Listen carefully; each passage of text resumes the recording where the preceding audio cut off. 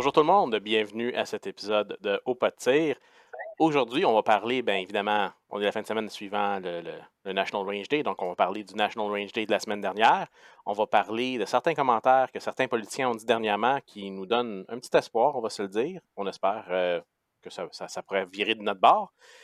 Et puis, on va parler d'un événement spécial pour Sophie. Donc, on commence avec quoi? L'événement spécial, on garde ça pour tout de suite après. On parle du National Range Day. Qu'est-ce que vous en pensez? On peut commencer par le National Range Day. Moi, j'ai pas de Bon, problème avec ça. Fait let's que go, vous ben autres, les Sophie. gars, votre National Range Day cette année était spécial un petit peu. On s'est amusé. On peut pas Bon, dire qu'on s'est pas amusé. qu'est-ce que vous avez On fait? on a fait un 2 dans un, nous autres. Là. OK? Ouais. Vas-y, Luc. Fait que, on avait quand même un match, c'est comme avec l'organisation UPSC Québec. Fait que ça, c'était notre avant-midi, si on veut, Avant le euh, quartier? à Valcartier, exactement. Et tant qu'à être dans le coin, ben on avait des connaissances, des amis qui faisaient un National Range Day sur leur terrain privé. Puis, c'est ça. On a fini là-bas. Pour une petite histoire courte, c'est sûr que la majorité du monde était déjà passé parce qu'on pensait arriver plus tôt. Puis finalement, on s'est pointé, il était rendu presque 4 heures.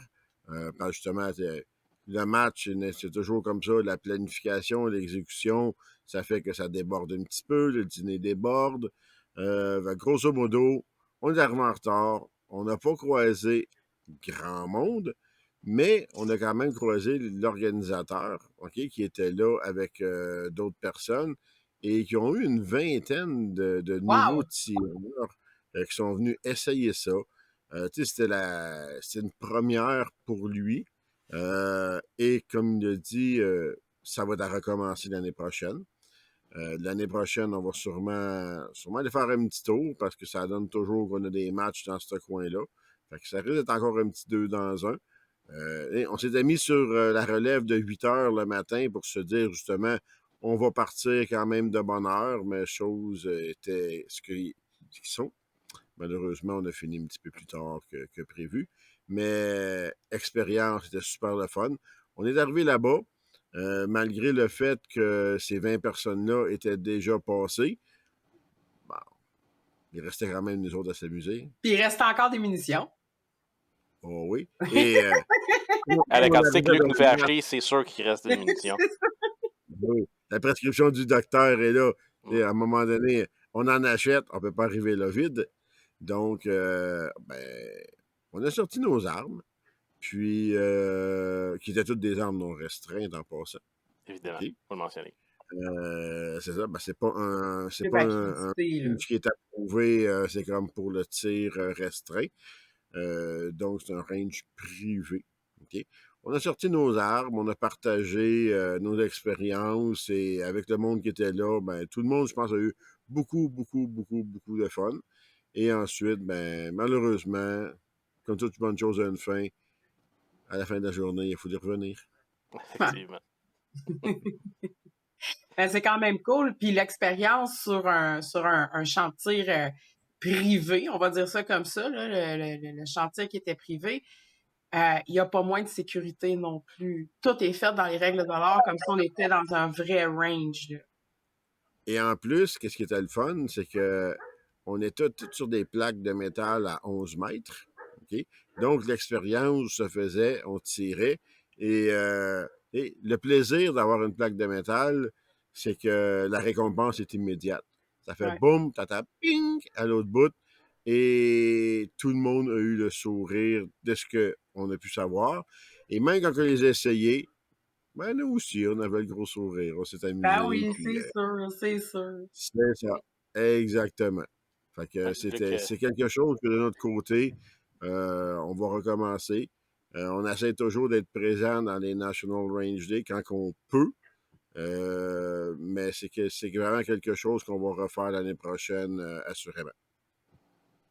effectivement, Luc a aussi brisé quelques petites chaînes avec ses munitions spéciales, on va dire. Non, c'est pas des munitions spéciales, c'est juste que quand il y avait une chaîne sur des targets en métal qui brisait, c'était toujours ses balles. Fait qu'on on niaisait que c'était La loi de Murphy, la c'est loi de Murphy. malheureusement, c'est moi. c'est C'est moi, ça. elle me Exactement. colle. Exactement. Moi, de Donc, mon côté, Sophie, toi?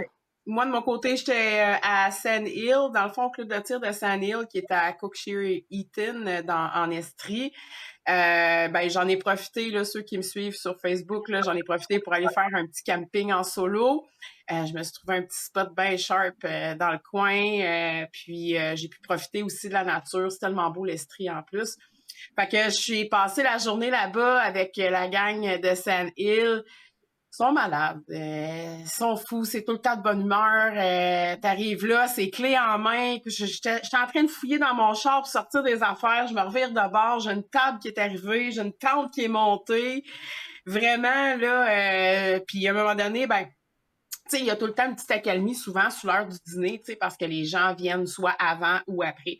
Fait que, on a profité, tu sais, j'ai profité pour aller essayer des nouvelles choses.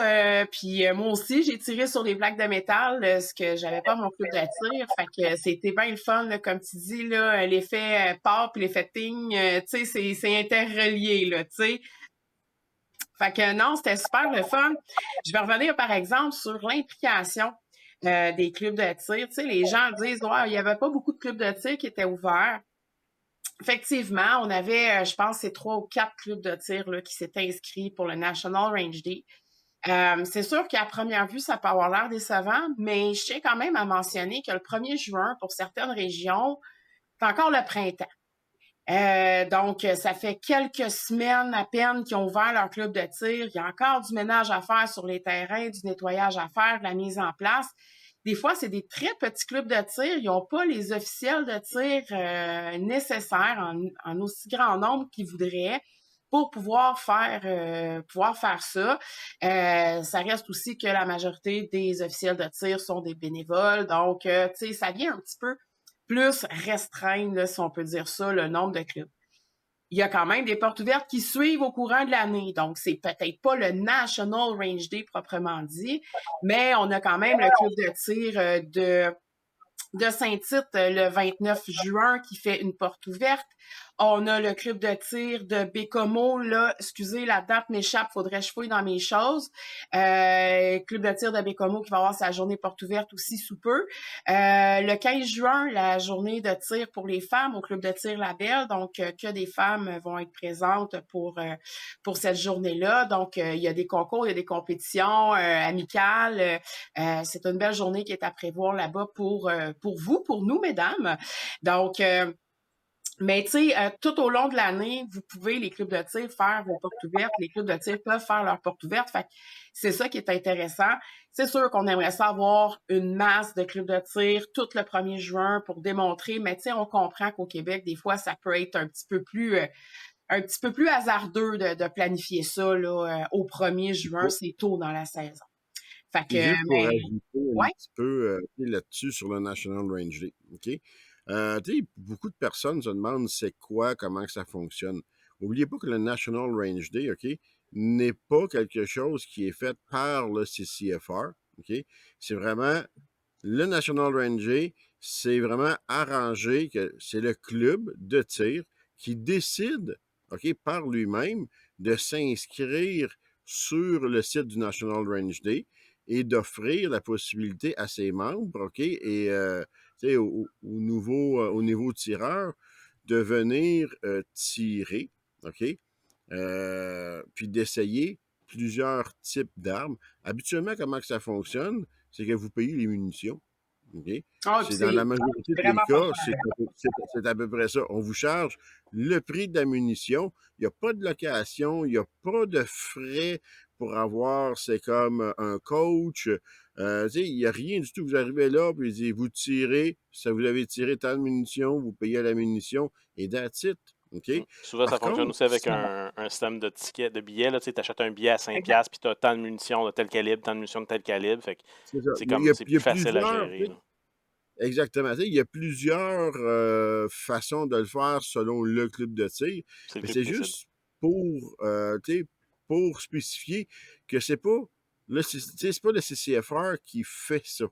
Par contre, si vous voulez avoir un représentant de la CCFR, vous pouvez en faire la demande Et selon la disponibilité des bénévoles, oui, on va essayer d'envoyer quelqu'un, OK, vous prêtez main forte, soutien là-bas.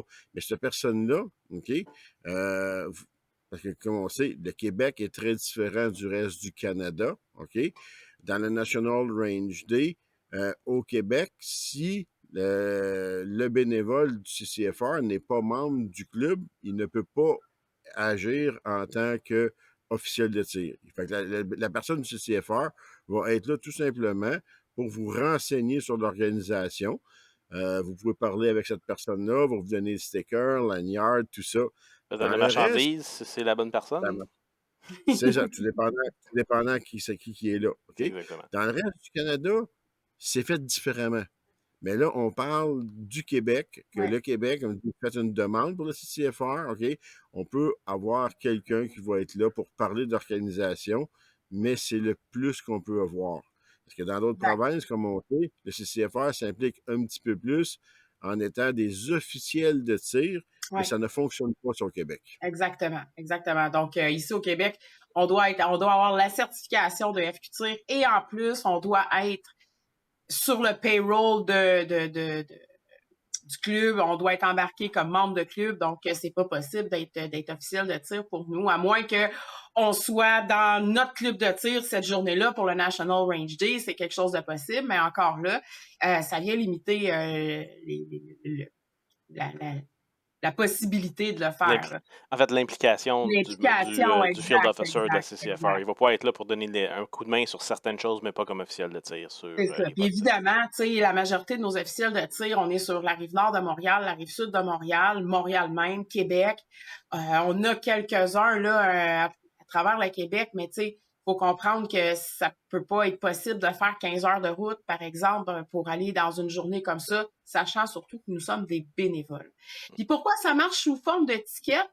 Quand vous allez des National Range Day, c'est simplement parce que pour pas valider vos permis de possession et d'acquisition, ceux qui en ont, ceux qui en ont pas, on peut pas vendre des munitions à quelqu'un qui a pas de permis. Donc, on vend un ticket et ce ticket-là sert quand vous rentrez dans les différents pavillons ou les différents stages de tir. Ben, c'est la personne qui est là, l'officiel qui est là, qui va soit vous charger vos chargeurs ou vous remettre les munitions ou ainsi de suite. Là. Moi, j'ai été chanceuse à Sand Hill, j'ai eu clé en main. On déchargeait mon arme. Ah oui, c'était... oh ouais, j'arrivais, il chargeait le chargeur, il me mettait ça là, c'était vraiment tout, puis je tirais, je vidais le chargeur, je lui redonnais, il le remplissait, il me le redonnait. On devrait tous vrai avoir un officiel VIP. de même dans notre poche. Ça prendrait des caddies comme ça quand on fait des compétitions, là, que ça serait pas mal plus facile. Oh. On Ben, je ouvre pense la que porte à quelque chose. Hein? Ben, c'est ça, des caddies Luc, d'IPSC. quand j'avais été le voir, après ça, dans le parcours, moi, je ramassais les Mac vides qu'il avait laissé tomber à terre. Fait que, ben, tu sais, Luc, il a des speed loaders, là, ça va bien, là. Il fait ça les yeux fermés, il parle, puis il load, là, tu sais. Fait qu'il est bien correct. On Fait t'invite pour que, aller au délai. pour les National Range Day, ben, tu sais, si vous voulez organiser quelque chose, vous avez besoin d'idées, là. On peut aider, ça, c'est pas un problème, là. C'est sûr qu'on prend pas en charge l'organisation, comme disait Luc. C'est pas la CCFR qui prend en charge l'organisation. C'est vraiment le club de tir. Puis, si vous avez besoin d'idées, de publicité, ben, ça, il n'y a pas de problème. On est là pour ça. Oui, puis effectivement, que ce soit au Potir, que ce soit Sophie, que ce soit Luc, que ce soit à Tireurs Olympiques du Québec, que ce soit la CCFR, s'il y a un événement, bien, premièrement, il y a le site du National Range Day où est-ce que vous pouvez vous inscrire à avoir un moteur de recherche pour que les gens puissent aller chercher un club de tir proche de chez eux qui pourrait venir justement participer dans un événement du National Range Day, mais évidemment, la page de la CCFR va faire des partages, nos pages de nos groupes respectifs, même si on a tous des chapeaux différents, là, on a plusieurs chapeaux qu'on met sur notre tête dépendant de la situation. Donc, que ce soit au Potir, Tireurs Dynamiques du Québec, CCFR, mais on peut aussi vous aider à publiciser vos événements gratuitement. Hein? On ne prend pas d'argent pour ça. C'est fait juste parce qu'on est passionné de tir. Un petit conseil, prenez-vous le plus rapidement possible. Parce que du dernière minute, malheureusement, on ne peut pas rien faire. Okay? Exactement. Avec une bonne planification, on peut aider à faire beaucoup de choses, mais à 1 ou 2 semaines de l'événement, malheureusement, il ne faut pas s'attendre à des miracles qu'on va être obligé de dire malheureusement qu'on ne peut pas vous aider, on ne peut pas trouver quelqu'un. Puis on n'est pas des tonnes de FO, fait que premier arrivé, premier servi. Exactement. On Les a premiers des vies services. personnelles, on a des travails, on a des engagements aussi, comme vous autres, les gars, vous êtes souvent en compétition au niveau du PSC, à ces moments-là.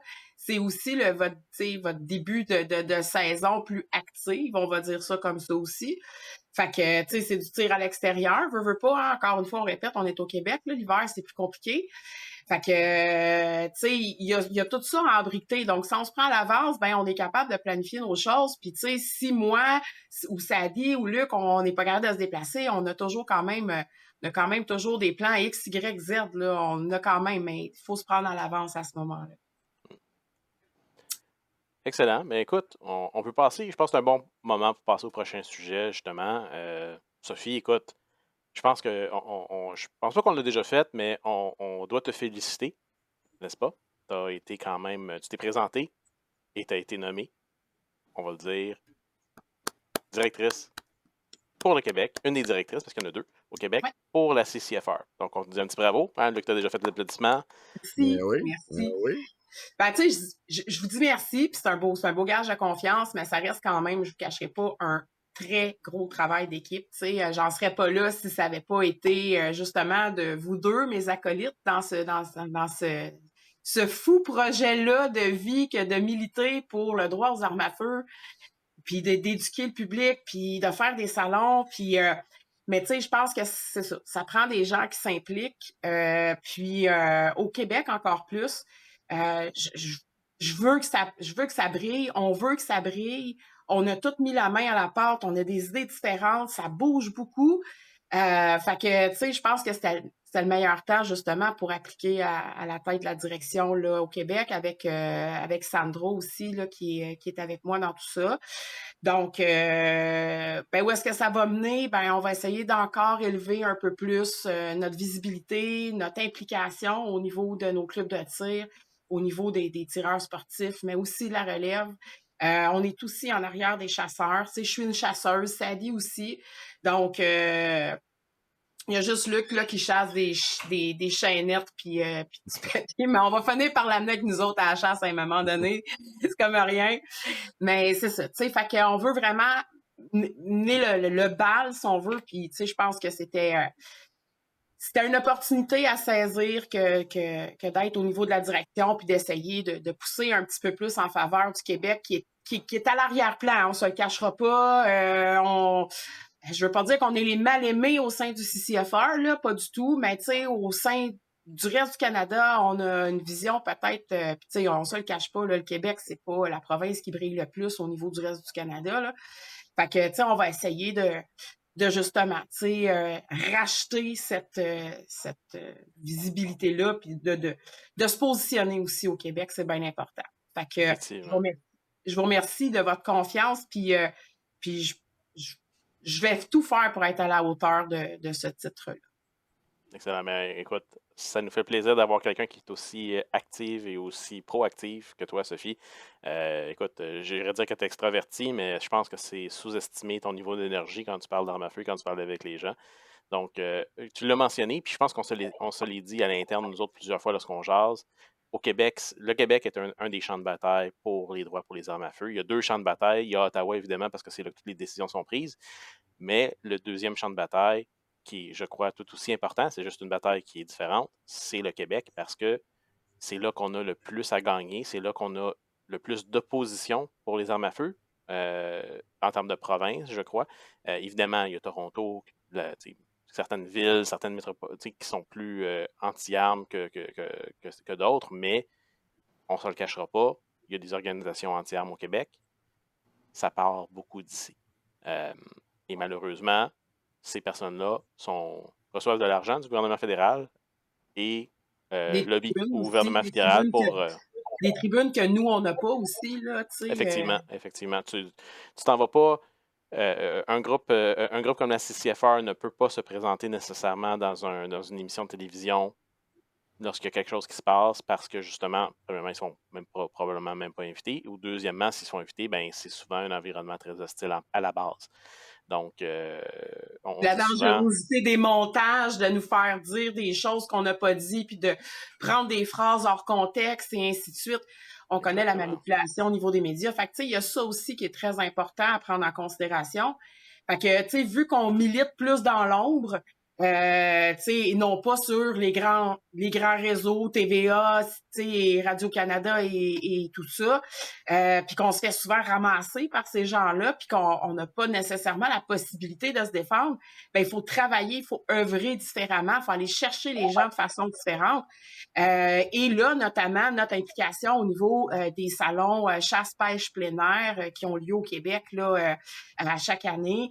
Vous allez nous voir de plus en plus présents et de plus en plus innovants dans tout ça pour justement aller toucher le public dans ça, puis de faire connaître la coalition. Tu sais, on n'est pas, contrairement à ce que les gens pensent, c'est pas une coalition pro-armes. J'aime pas ça quand on dit ça. On n'essaye pas de mettre des armes à feu dans les mains de tout le monde. Là, c'est cette vision-là qu'on dirait que les gens ont. On a une mission d'éducation, premièrement, d'éducation du public, mais d'éducation aussi au niveau de la classe politique puis médiatique. Donc, tu sais, de remettre les pendules à l'heure. Tu sais, je sais pas pour ceux qui suivent là sur X, là, Twitter, tu sais, justement, les lobbies anti-armes, à quel point ils peuvent aller faire de la désinformation, aller changer le sens des phrases pour laisser transparaître qui ont raison malgré que les faits, les statistiques, les chiffres prouvent le contraire. Les grands corps policiers ont notamment crié haut et fort que de s'attaquer et de dilapider de l'argent sur le dos des propriétaires d'armes légales, ça n'aidait en rien la sécurité du public. Donc, tu sais, cette semaine, il y a eu une saisie là, de 11 armes de type AR-15 là, chez quelqu'un sur la rive sud de Montréal, là, un pas fin, là, tu sais, un criminel. Dans mon coin? Non, pas chez vous, mais c'était pas toi, par exemple. Non, parce que je suis encore ici, fait que c'est pas moi, c'est certain. Mais c'est ça, tu sais. Mais rendu là, je veux dire, tu te rends criminel. Qu'est-ce que ça a à voir avec un propriétaire d'armes légales? Je veux dire que cette personne-là avait 11 AR-15. Qu'est-ce que ça fait en sorte qu'un propriétaire d'armes légales devient plus dangereux tout à coup? Tu sais, je veux dire, il n'y a aucune corrélation. Puis c'est ça qu'il faut ressortir, puis c'est ça qu'il faut véhiculer. Fait que la CCFR, on n'est pas des pro-armes, on n'est pas des armuriers, puis on distribue pas des armes, on vend pas, on n'est pas associé à aucune compagnie de fabrication d'armes à feu. En fait, on est là pour éduquer le public sur la situation des lois, des règlements en vigueur. Ça change tellement que même nous autres, on en perd notre latin. Puis, pour justement évoluer dans tout ça, puis mettre des bâtons dans les roues là, du fédéral, on se le cachera pas, là, tu sais, des libéraux, bloc libéraux, NPD, bloc libéraux, là, je sais plus comment les nommer, cette coalition de trois partis ensemble. T'as le nouveau parti libéral, NPL, t'as le bloc libéral, puis t'as les libéraux tout court. Ah, okay. Moi, j'appelle ça tout simplement l'Alliance. L'Alliance, ouais, c'est ça. L'Alliance libérale, comme tu veux. Mais moi, c'est trois partis, mais c'est tous des libéraux dans le fond. Finalement, c'est ça. Fait que vas-y donc. Je pense que c'est un bon segue, je cherche le terme en français, là, une bonne transition justement pour parler de notre sujet principal, là, justement parce qu'on parle de politique, on parle de politiciens. Exactement. Donc, je pense que c'est bien là parce que on a parti de l'Alliance, comme Luc aime l'appeler, ou des différents partis libéraux qui se sont associés ensemble pour faire un gros parti libéral. Mais on en parle à plusieurs reprises dans le podcast et on les voit beaucoup sur Facebook. Les conservateurs prennent de plus en plus d'envergure. Les intentions de vote augmentent beaucoup. Les chances de Pierre Poilievre, que j'aime personnellement nommer Big Pipi, augmentent à vue d'œil. Même au Québec, il fait des gains puis il ne met pas beaucoup d'efforts au Québec, on s'entend. Hein? Donc, il y a quand même des très bonnes chances que le prochain gouvernement, si la tendance se maintient, ça soit un gouvernement majoritaire conservateur et que l'opposition officielle, ça soit probablement le Bloc. Donc, on ne se le cachera pas, le Bloc, c'est encore très fort au Québec. Donc, si on prend ça en considération, ben, Poilievre, justement sorti. Ben, justement, si on prend ça en considération, Pierre Poilievre a passé une entrevue dernièrement. Je vais mettre le lien en dessous là, dans la description du vidéo. Il était dans une usine. Il fait son tour, là, si tu veux. Il se présente à plusieurs places au Canada. Et il s'est fait poser une question par un propriétaire d'armes à feu, dire c'est quoi ton plan pour les propriétaires d'armes à feu comme moi qui ont plusieurs milliers de dollars? Je pense que la personne avait comme 12-15 000 $ d'armes à feu dans son coffre qu'elle ne peut plus sortir. Qu'est-ce que vous allez faire pour moi, Pierre Poilievre, une fois que vous êtes au pouvoir? pour me redonner mes droits, me redonner ma liberté d'utiliser des armes que j'ai achetées de manière légale et qui étaient légales au moment que je les ai achetées, que j'utilisais légalement pour des raisons, encore une fois, légales. Je dis légales souvent parce qu'on ne pourra pas jamais le dire assez. Qu'est-ce que vous allez faire? Et Pierre Poilievre, je vais faire un résumé ici. La vidéo va être en anglais, malheureusement, mais en résumé, Pierre Poilievre va dire on va tout défaire ce que les libéraux ont fait. Donc, ceci dit, question pour le panel, moins inclus, mais je vais commencer avec vous comme d'habitude. Est-ce qu'on croit Pierre Poilievre quand il dit qu'il va faire ça? Et si oui, ça va être quoi les difficultés qu'il va rencontrer dans ce cheminement-là? Et quand est-ce qu'il va le faire? Au début, au milieu, à la fin, il va-tu étirer ça sur plusieurs années comme les libéraux font? Parce que si on regarde ça, les libéraux, ça fait 4 ans qu'ils ont banni des armes à feu depuis mai 2020. Il n'y en a pas une de confisquée, ça a coûté des millions de dollars, 42 millions, je ne me trompe pas, c'est tout ça?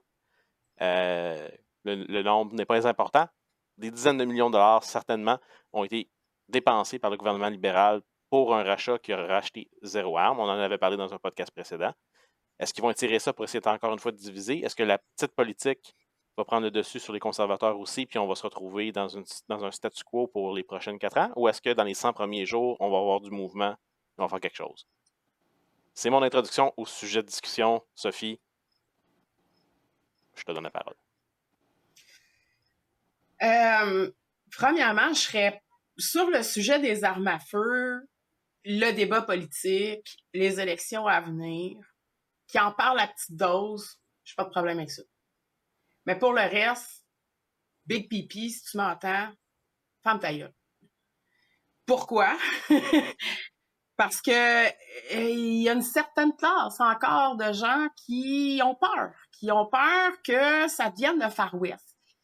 Ils ont tellement projeté de par le passé nos coalitions anti-armes, pour pas les nommer, là, Polly se souvient, ils ont tellement projeté longtemps, ils ont démonisé les propriétaires d'armes légales, fait qu'il y a encore des gens qui ont peur que ça devienne comme aux États-Unis, parce qu'ils connaissent pas les lois, parce qu'ils connaissent pas les règlements, parce qu'on les expose pas. Parce que si on les expose, ça viendrait à dire, les gens feraient « Ah, ben finalement, il n'y a pas tant de danger que ça. » Fait que c'est pas ça qu'on veut, on veut les alarmer. C'est ça, Fait que je dirais à Pierre, ben moi, pas que je m'attendrais pas là-dessus. Tu sais, que du one-on-one, petit groupe, que tu dises c'est quoi ton plan, je suis correct, mais tu sais, j'irais pas faire un débat là-dessus. J'essaierais je veux pas dire de mettre le couvert sur la marmite, mais les principaux intéressés, on sait où est-ce qu'il veut s'en aller, puis c'est ça qui est important. C'est sûr que s'il y a un débat là, à TVA ou à CBC, whatever, il va se faire marteler avec cette question-là. C'est une façon super facile des libéraux de faire peur au monde pour essayer de faire changer les intentions de vote. C'est certain. C'est ça. Fait que là, il faut qu'il travaille son discours, il faut qu'il travaille son argumentaire pour pas avoir l'air d'un baba, tout simplement. Au niveau de la loi, il va scraper la loi. J'ai un peu de la misère avec ça. Moi, j'ai pas de misère je vais adapter, je vais modifier, je vais amender. Ça, j'ai scrappé, je trouve ça fort un petit peu. Parce que... Ce qu'il a mentionné, c'est qu'il allait, et juste pour corriger le tir, là, c'est pas qu'il allait scraper toutes les lois, évidemment, c'est qu'il allait renverser les lois que Justin Trudeau a mis depuis l'entrée au pouvoir des libéraux.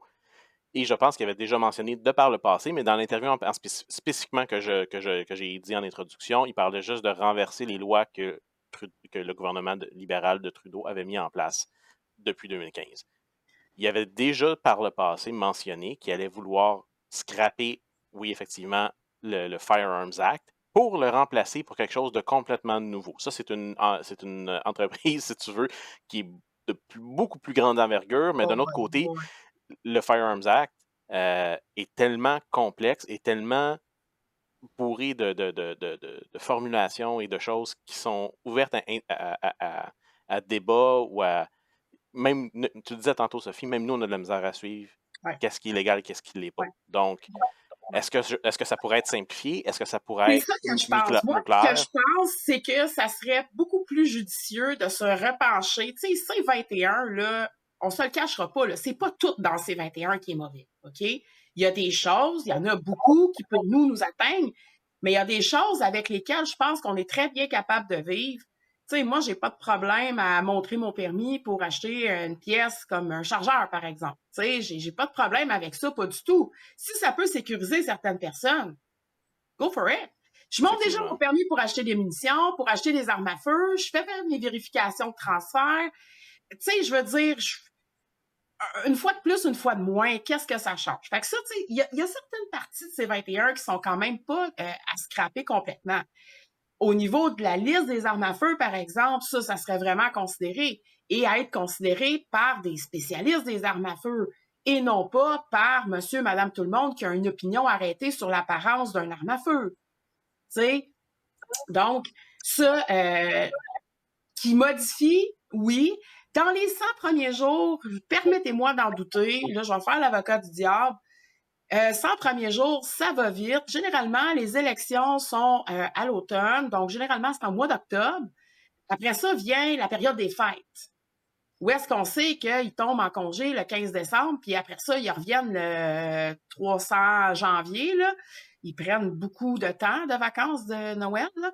Fait que, tu sais, les premiers 100 jours, je trouverais ça un petit peu, je trouve ça avancé, là, de dire ça. Dans la première année, de peaufiner, puis d'arriver avec un projet, puis de déposer un projet, parce que, tu sais, c'est pas parce qu'ils vont être majoritaires qu'ils peuvent pas, qu'ils sont exonérés de déposer leur projet. Ils sont obligés de le faire. Fait que tout ce processus-là, le processus de Sénat et blablabla, ça se fera jamais dans les premiers 100 jours, là. Oui, Mais le moi, je projet, pensais là. pas, quand je disais ça les premiers 100 jours, c'était Ah, pas mais le il l'a dit, principe là, il l'a de. dit, là.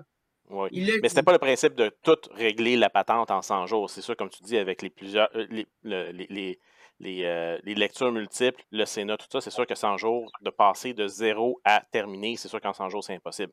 Ce que moi, je voulais dire dans les premiers 100 jours, et je pense que ça, je pense que tout le monde pourrait s'attendre à ça, c'est que ils déposent justement ça dans les premiers 100 jours pour dire justement, bon, ben, là, il y a la pause, on part ça pour régler ça au début. J'ai souvent dit que justement, si ils ont vraiment l'intention de le faire, c'est le moment le meilleur pour eux de le faire parce qu'ils vont le faire au début de leur terme. Les gens vont oublier dans 4 ans, dans 3 ans, dans 2 ans, whatever, qui ont fait ça. Les gens Ben, ont tu sais, souvent une mémoire courte lorsque ça vient à la politique, sauf certaines même pas personnes. pourquoi c'est écrit je me souviens sur ma plaque d'immatriculation. Ah, c'est Mais pourquoi je me souviens pas. je me souviens pas, ouais, c'est ça. La Mais majorité ne le savent pas. Mais... il y a la C71, il y a la C21, mais il y a aussi C5 qui serait à remodeler. Fait que, tu sais, ils ont beaucoup de pain sur la planche. Ce qu'il faut pas perdre de vue, c'est que c'est pas parce qu'on a l'intention, on a l'impression qu'ils vont être majoritaires, puis qu'on s'en va vers ça, puis que les sondages sont bons, puis tu sais, on n'est jamais, c'est quand même fragile, on n'est jamais à l'abri d'une petite gaffe qui ferait reculer les intentions de vote, mais ça demeure pas moins qu'un coup qui va être élu, parce que on est tous persuadés que les libéraux vont sortir aux prochaines élections, mais faut pas s'asseoir sur nos lauriers, là. faut sortir puis voter. Justement, tu nous as promis de nous livrer quelque chose, on s'attend à avoir quelque chose.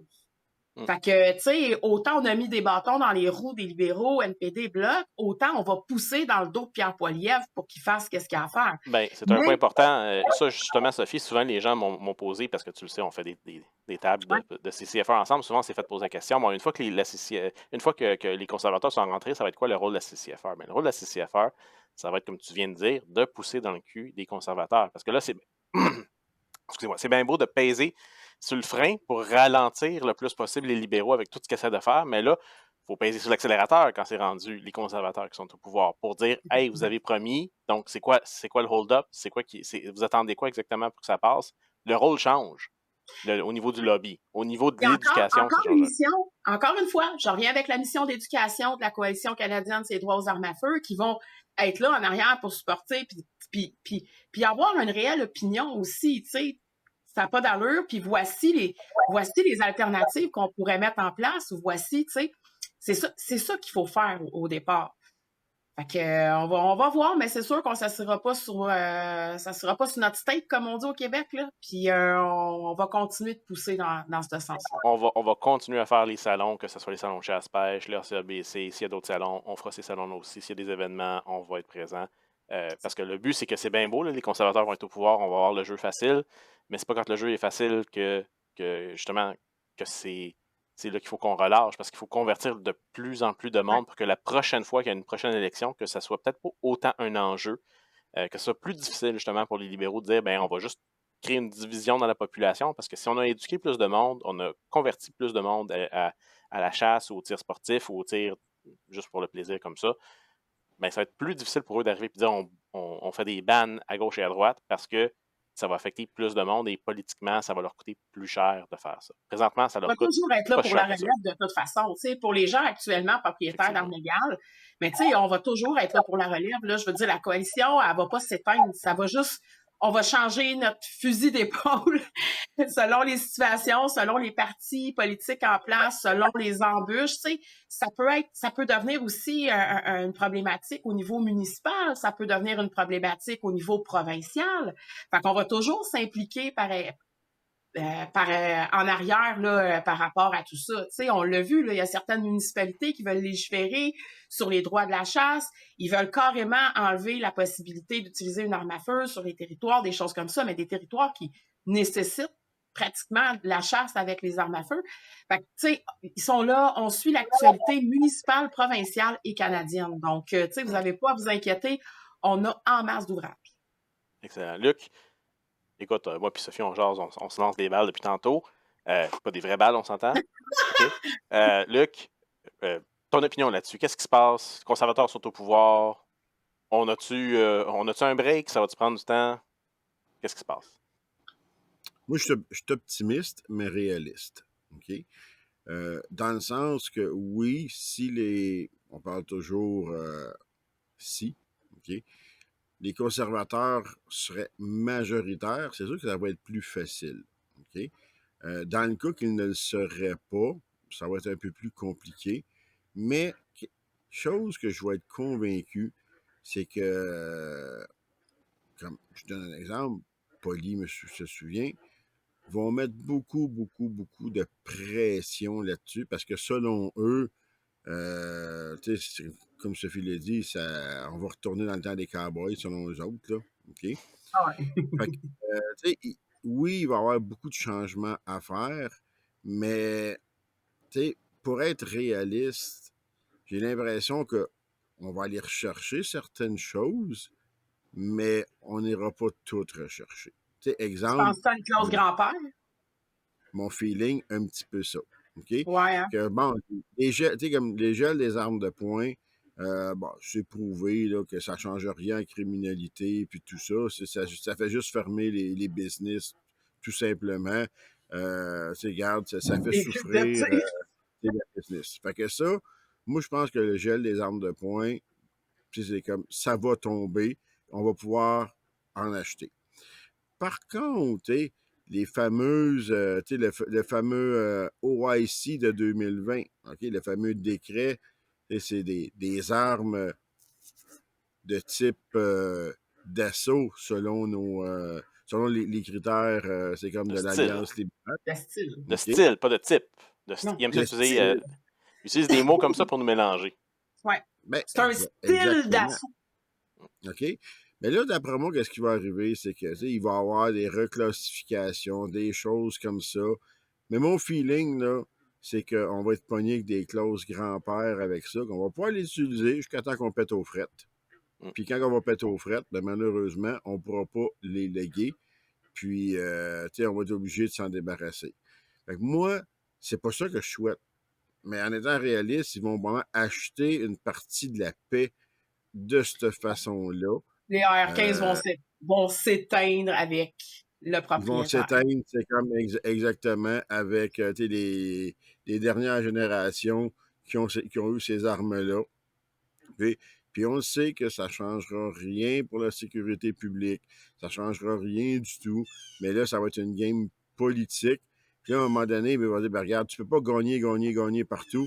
Fait que là, il va falloir qu'il en laisse à un moment donné. C'est tout le temps comme le principe d'une négociation. Fait que tu vas en gagner, tu vas en perdre. D'après moi, comme dit, les armes de poing, c'est facile à aller chercher. Mais le monde, ils ont tellement mis de pression sur les armes de style d'assaut, tout ça, qu'ils vont jouer là-dedans, ils vont reclassifier. Mais les fameuses AR-15, j'ai comme l'impression, clause grand-père, on va péter aux frettes avec ça. Ça, c'est mon feeling. J'espère me tromper. J'espère très fort me tromper.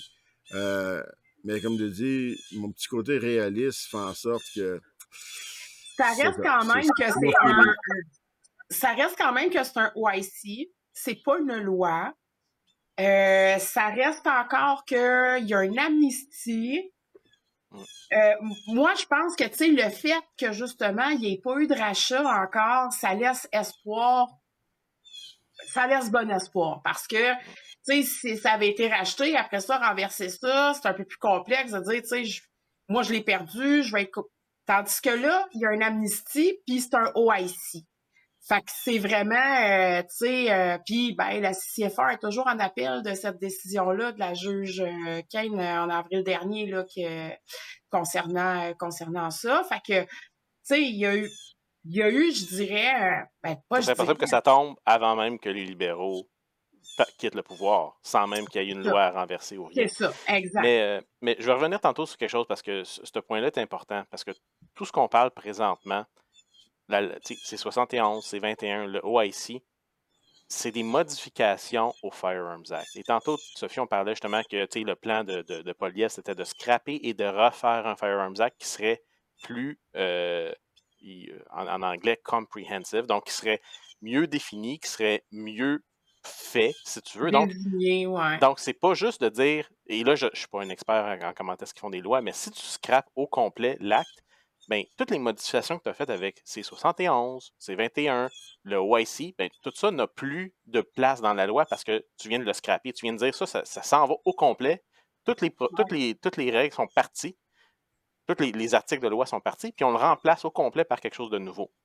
Donc, tu peux avoir fait ce que tu veux avec C21, C71 et toutes les autres choses que tu voudrais faire d'ici à là. Une fois que tu scrapes ça, puis tu remets un nouveau, ben, la place dans la loi qui dit que telle arme est bannie puis telle arme n'est pas bannie, elle n'existe plus. Tu la supplantes, si tu veux, avec quelque chose de neuf.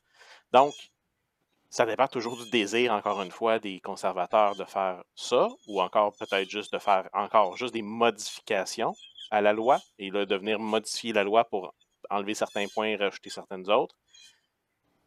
Honnêtement, moi, j'espère qu'il y a quelqu'un présentement au Parti conservateur qui travaille pas juste sur un nouveau Firearms Act, mais sur plusieurs nouvelles lois qui viendraient justement dire, ben, regardez, on a notre document, là, comme les libéraux ont fait, là.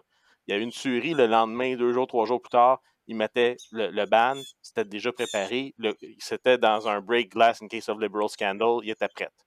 Ben là, j'espère que quelqu'un va avoir au niveau des conservateurs la même préparation et d'arriver à dire « Ah, on vient d'être élu, go, go, go. On vient de régler le problème des armes à feu, on vient de régler le problème des problèmes d'économie, des problèmes d'inflation, plein de problèmes comme ça. » Je pense que ça peut être envisageable, mais c'est certain que ça ne sera pas une opération complexe. Est-ce qu'on va être capable de tout récupérer ce qu'on a perdu? Selon moi, oui.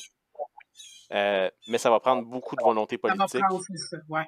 Puis ça va le prendre, comme je disais tantôt, au début de cette aventure politique-là des conservateurs avec le nouveau gouvernement, parce que si tu fais ça vers la fin, ben, tu te fais marteler par les libéraux parce que ça va être frais dans la mémoire des gens. Tandis qu'au début, tu as 3 ans et demi, 3 ans de gouvernance, puis si tout le reste va bien dans le pays, ben, tu as peut-être un autre 4 ans. Tu as peut-être un autre 4 ans après ça. Harper, il est resté là quand même un certain temps. Là. Et puis, on s'entend, si l'économie reprend du bien, on s'entend, on parle, nous, on a un podcast d'armes à feu, donc je ne veux pas changer le sujet, mais il y a beaucoup de gens que les armes à feu, pour eux, ce n'est pas un enjeu, mais tout le monde souffre présentement avec l'inflation, avec l'augmentation des coûts, Ouais. avec les hypothèques, avec la dette, soit de la dette personnelle ou de la dette au Canada. Donc, il y a beaucoup d'enjeux que je crois qu'un gouvernement conservateur pourrait améliorer au Canada. Et une fois que c'est parti et que les gens sentent cette pression-là se soulever de leurs épaules, peuvent respirer, mais il va peut-être avoir justement un deuxième terme de 4 ans qui va être présenté. C'est mon espoir, parce que là, ça veut dire que s'il y a un deuxième terme, ben là, on peut aller loin là, avec notre sport. Ben, c'est sûr que les gens vont vouloir conserver ce répit-là encore un bon moment parce que, tu sais, ça fait quand même là déjà un bon 8 ans que, tu sais, on tire de la patte un petit peu.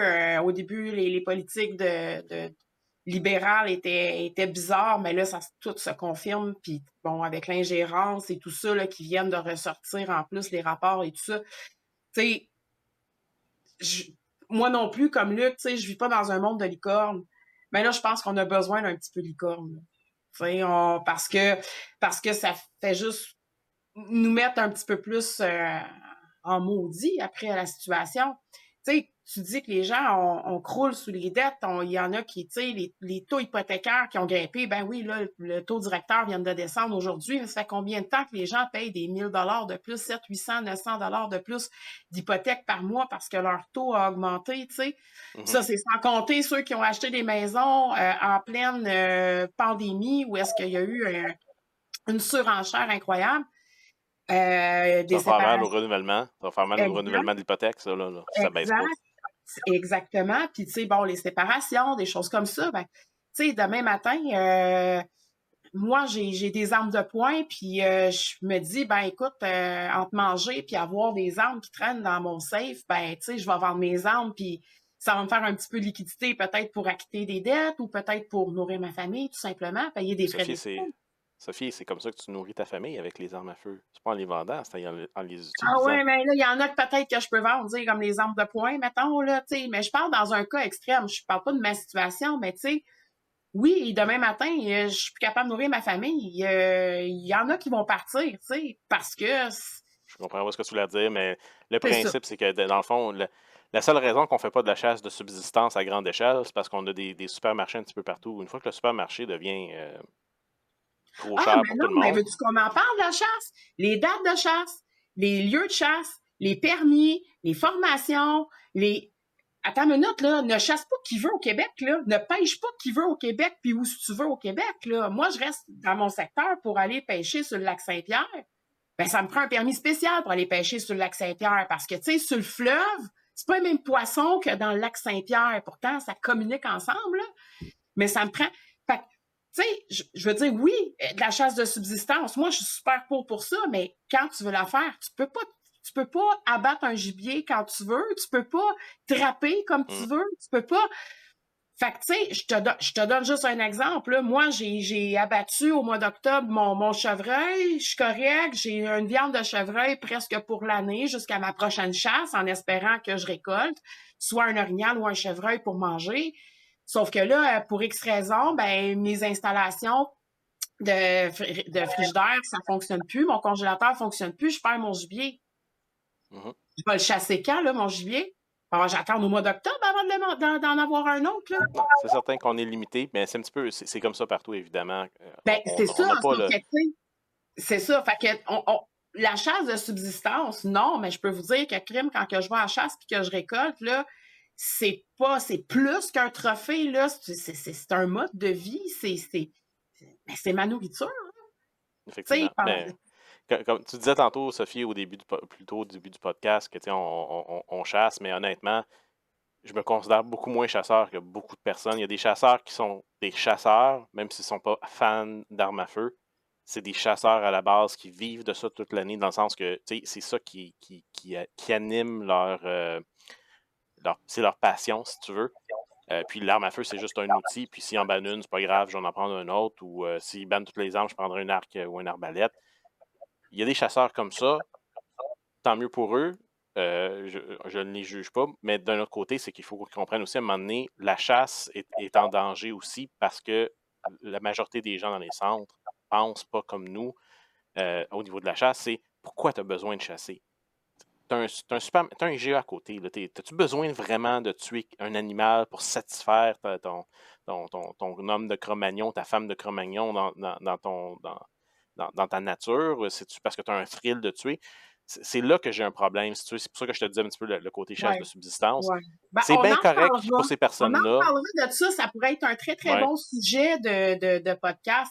Mais tu sais, je pense que la chasse, premièrement, si tu penses que ça s'arrête à la mise à mort d'un animal, ben t'as rien compris de la chasse.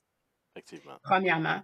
La chasse, c'est beaucoup plus que ça. C'est de la protection de ressources, c'est de la protection de faune, c'est de la protection de cheptels, c'est la limitation au niveau de la propagation de certaines maladies. C'est un paquet de facteurs, la chasse, là.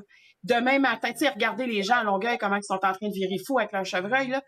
Mais imaginez, tu sais, justement, ces chevreuils-là, on les abat pas, rien, à un moment donné, ça se reproduit. Puis là, ben, tu sais, ils sont consanguins parce qu'ils sont une petite famille qui se reproduisent ensemble. Mais prenez le parc Papineau-Labelle, par exemple, puis arrêtez complètement la chasse pendant plusieurs années. Il n'y a plus de forêt, là. Ouais, C'est le chaos, là. Je veux dire, ça fonctionne pas, là. Même chose pour le coyote, même chose pour la dinde. On le voit à Baie-du-Fèvre, au niveau des oies blanches. Ils ont mis un moratoire pendant plusieurs années. Maintenant, c'est des champs et des champs et des champs d'oies blanches qui détruisent. Tu sais, là, on va recommencer la chasse parce que là, il y en a trop. Fait que, tu sais, à un moment donné, c'est d'avoir un sans contrôle. Puis, tu sais, la chasse, elle est légiférée par le gouvernement, par le ministère de la Faune, des Pêcheries, de l'Agriculture du Québec. C'est calculé, nos gibiers sont enregistrés, ils savent, mis à part le braconnage, ils savent tout ce qu'on a récolté durant l'année, où est-ce qu'on l'a récolté, avec quelle arme on l'a récolté. Je veux dire, tout ça est contrôlé maintenant. Fait qu'on n'a plus à s'inquiéter pour ça. Mais on pourrait faire un podcast là-dessus sur justement... Certainement, parce que là, on s'est éloigné pas mal de notre sujet Ouais, d'aujourd'hui. Fait qu'on est rendu loin pas mal, on est parti sur une tangente. Donc, mais je pense qu'on avait fait le tour de toute façon, donc oui. on avait le droit de s'éloigner. On se donne le droit. Hein? On a le droit de ça. C'est notre podcast, on fait ce qu'on veut. Donc... Fait que viens pas me dire qu'on n'est pas chasseurs, on parle de chasse depuis une demi-heure. Bon, c'est ça. Donc... Je pense qu'on a fait le tour. Je vais inviter les gens, parce que je ne l'ai pas fait au début, mais je vais inviter les gens à laisser peut-être un commentaire sur qu'est-ce qu'ils pensent. Tu sais, je sais qu'on n'a pas des centaines de personnes qui nous écoutent. Là. On a peut-être une centaine de personnes qui nous écoutent quand on est chanceux. Donc, je vais vous inviter, par exemple, à laisser des commentaires justement sur qu'est-ce que vous pensez que les conservateurs vont faire. C'est quoi les actions que vous pensez qui seraient intéressantes de prendre justement pour les pousser à aller plus loin, à faire ça, une fois qu'ils vont être au pouvoir. Et puis, bien évidemment, je vais vous inviter finalement à faire un petit like and subscribe sur notre podcast. Évidemment, je n'ai pas regardé les statistiques. On est rendu, on a dépassé, je n'ai pas fait le milestone, mais on a dépassé le 100 abonnements de notre page. On est rendu, je crois, à 111 la dernière fois que j'ai regardé. Oh yes! Yeah, on est populaire. Donc, écoutez, moi, ce que j'aimerais, c'est que tous les chasseurs, tous les tireurs sportifs au Québec s'abonnent, c'est certain. On est une petite gang au Québec, dans le sens qu'on on n'est pas comme le restant du Canada, mais je crois que le message devrait sortir, les gens devraient se sentir impliqués. Donc, je relance le message comme je le fais tout le temps. Partagez avec les gens dans votre entourage, avec la famille, vos chasseurs, vos amis, peu importe, s'ils ont des armes à feu. Ils devraient peut-être écouter notre podcast pour au moins savoir qu'est-ce qui se passe. Parce que des fois, on parle de niaiseries, mais des fois, on parle de choses intéressantes. Je vois un petit chien en arrière, là, c'est ça. Le petit chien en arrière qui fait écoutez, je vais pas le couper. On va le laisser à l'édite. OK? Il n'y a pas de contrôle là-dessus. Là. C'est correct. Fait que sur ça, c'est pas pour dire que notre podcast, c'est de la merde. Hein? Hey, on est tous fatigués. Donc, sur ça, écoutez, ça fait déjà plus qu'une cinquantaine de minutes. On se donne une minute chaque, let's go, juste faire un petit mot de la fin, puis après ça, ben, on se dit merci. Donc, Sophie. Ben, encore une fois, merci beaucoup, gang, pour votre confiance, pour votre support, surtout. C'est vraiment apprécié quand on se rencontre dans les événements, puis tout ça, puis qu'on sait que vous êtes en arrière de nous. C'est ce qui nous donne le goût de continuer. Donc, c'est un peu aussi pour ça qu'on a développé le podcast d'Opatir, pour que ici au Québec, on ait quelque chose vraiment qui s'apparente un peu à ce qu'ils font au niveau de l'Ontario, mais évidemment en français. Fait que, tu sais, dans le fond, vos idées, votre contenu aussi, fait que si vous nous likez puis que vous nous feedez avec vos commentaires, ben ça nous permet aussi de perdurer dans tout ça. Donc, like, subscribe, comme disait Sadie. Amenez quelqu'un tirer les journées portes ouvertes. Suivez nos pages pour avoir les événements qui vont se développer au courant de l'été. Je le sais que le 8 juin, il y a un gun show à la chute. Le 13 juillet, il y a Ruisseau Noir avec Stéphane Monette. Le 29 juin, il y a le Club de tir de Saint-Tite. Bref, suivez nos pages pour participer aux événements. Puis participer, c'est la meilleure façon d'être capable de démontrer notre présence puis de démontrer la force du nombre aussi.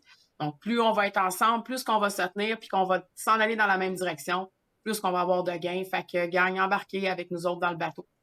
Parfait, c'est le temps d'embarquer. Oui, allez-y. Luc, vas-y. mot de la fin. Ben, comme à l'habitude, la prescription du docteur. Oh, il y en a! Vayamo. Hey, mettons que cette semaine, j'en ai acheté 1200. Je voulais pas prendre de chance. C'est un arsenal, ça! Je pense que Paulie se souvient, pète sa coche présentement. Ouais, une grosse veine. Qu'est-ce qu'on a dit à Ouais, chaque ben, c'est c'est que- ça. c'est que- pour revenir sur quelque chose que quelqu'un avait dit justement dans notre compétition, à chaque fois que je pèse sur la gâchette, sur la détente, il y a un libéral qui pleure. Ça, là, je l'ai bien aimé. Oui, ça doit broyer en maudit pendant nos matchs. Et oui. Fait que non, c'est ça, comme je dis, suivez-nous. OK. Comme des prescriptions du docteur, on achète de la munition, on achète des armes. Ça change rien. Ayez pas peur. OK. De toute façon, ils veulent tout. Puis qu'est-ce qu'on fait? Ben, on en achète quand même. Tout simplement. OK? Avec le prochain gouvernement, ça va se modérer, ça va régler beaucoup de choses. Mais d'ici ce temps-là, OK, on s'amuse, on tire, on a du fun, toujours sécuritairement, et on partage notre passion, on amène des nouveaux tirés, OK? On leur fait découvrir ça. Oui, il y avait le National Range Day, mais ça peut être fait à n'importe quel moment, Exact. OK?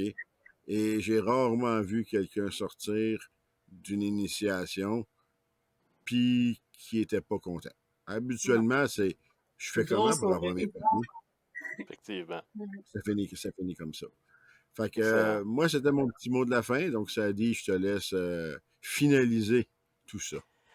Excellent. Mais écoutez, moi, j'ai déjà fait mon petit mot de la fin avant de dire qu'on faisait un mot de la fin en disant faites un petit like and subscribe. Fait que je vais pas me répéter. Faisant un deuxième. Faisons un deuxième. Bon. Ben écoutez, Un rappel! je, Un rappel! je vais le faire d'une autre façon. Je vais vous dire, lâchez-nous pas, puis vraiment suivez nos pages, autant la page YouTube, mais notre page Facebook aussi, parce qu'on a eu des très beaux concours lorsqu'on a fait les salons de chasse-pêche plein air à Québec et à Saint-Hyacinthe. On n'a pas de concours quand on fait des plus petits salons, mais je vous confirme que c'est pas fini. Il va y avoir d'autres salons, il va y avoir d'autres événements, il va y avoir des initiations. On veut que les gens profitent du sport tant et aussi longtemps que ça va exister. Donc, on va avoir d'autres partenariats avec ces organisations-là. Quelle forme?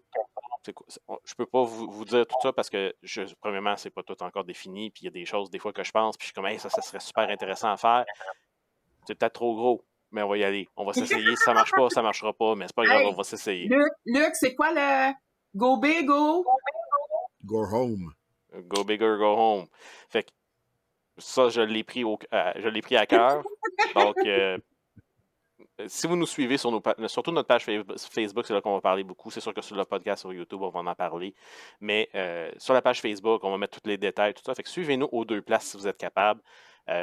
Si on fait des lives aussi sur notre page Facebook, on va faire en simultané, à moins que je fasse une erreur comme la dernière fois, mais ça va être en simultané sur Facebook et sur YouTube. Donc, plusieurs façons de nous écouter quand on fait un live. Évidemment, on ne fait pas des lives tout le temps, comme ça, c'est pas un live, ça c'est bien enregistré. Mais quand on fait un événement spécial, si jamais on fait des salons où est-ce que Opatir va avoir son propre kiosque ou va avoir une présence sur place, ça se peut qu'on se fasse des lives, des petits lives de petits 15 minutes, 20 minutes avec un invité, avec quelqu'un. Donc, suivez-nous. Vous n'allez pas manquer de contenu. S'il y a quelque chose qui se passe, vous allez voir tout de suite la nouvelle sortir, puis vous allez être informé le plus rapidement possible en français. C'est ça. Exact. Donc, sur ce, je vous dis merci beaucoup et puis bonne soirée.